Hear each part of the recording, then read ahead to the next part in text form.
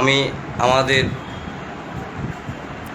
বাংলাদেশ নেত্রী আমার খালা শেখ হাসিনাকে আমি বলতে চাই, আপনি লকডাউন করে ছাড় দিবেন না। প্রতি থানায় থানায় বর্ডারে আপনি যদি পুলিশ দেন, থানার গাড়ি থানায় চলবে, আরেক থানার থেকে আরেক থানাতে আসতে পারবে না। যদি আরেক থানা থেকে আরেক থানা আসে তাহলে কি এই করোনা ভাইরাসটা কী হবে, সেরে যাবে।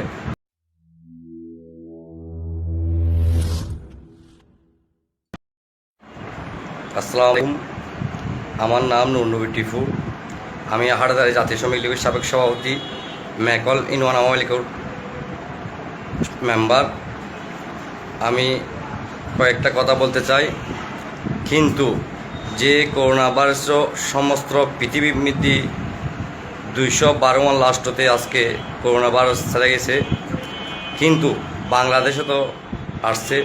কিন্তু বাংলাদেশের মধ্যে যদি লকডাউন যদি ছেড়ে দেয় তাহলে অনেক মানুষ ক্ষতি হবে। আমি আমাদের বাংলাদেশ নেত্রী আমার খালা শেখ হাসিনাকে আমি বলতে চাই, আপনি লকডাউন করে ছাড় দিবেন না। প্রতি থানায় থানায় বর্ডারে আপনি যদি পুলিশ দেন, থানার গাড়ি থানায় চলবে, আরেক থানার থেকে আরেক থানাতে আসতে পারবে না। যদি আরেক থানা থেকে আরেক থানা আসে তাহলে কি এই করোনা ভাইরাসটা কী হবে, সেরে যাবে। আমি চাই আমাদের জাতীয় শ্রমিক লীগের সভাপতি হিসেবে আমি চাই একটা জিনিস, শ্রমিক মানছে আরও মানবে। আপনি যদি আরও যদি একখান মাস যদি আপনি যদি শ্রমিককে বলেন তাহলে একখান মাস যদি গাড়ি না চলাই তাহলে এই করোনা ভাইরাসটা কী হবে, আস্তে আস্তে চলে যাবে।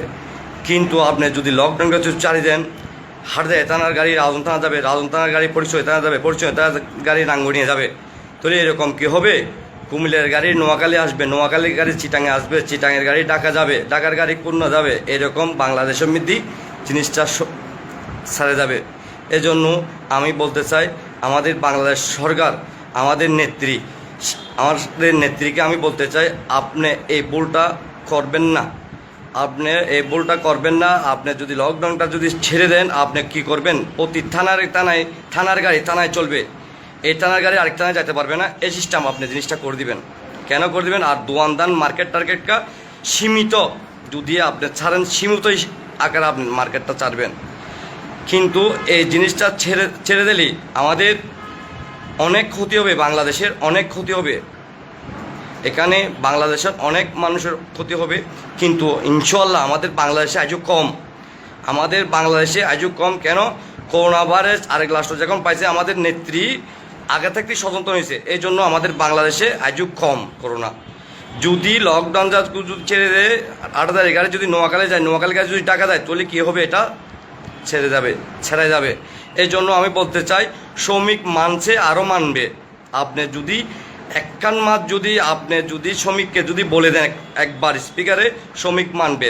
হ্যাঁ, যদি লকডাউন হাট দেয় থানার গাড়ি থানায় চলক, এই থানার গাড়ি এই থানায় চলক, ওই থানার গাড়ি বর্ডারে আপনি যদি পোস্ট পয়ে দেন, তাহলে কি এই জিনিসটা সরে যাবে না। এখন দেখতে চাই রাঙ্গামাটি থেকে আনারস নিয়ে টাকা যেতেছে, তো টাকার থেকে আনারস এটা লেবার নামাইতেছে, এটা করোনা ভাইরাস এটা করে আসবে। তো এই জন্য আমি বলতে চাই, প্রতি থানার গাড়ি আরেক থানা যেন ন যায়, এই অনুরোধটা আমি আমাদের বাংলাদেশ নেত্রীকে আমি বলতে চাই।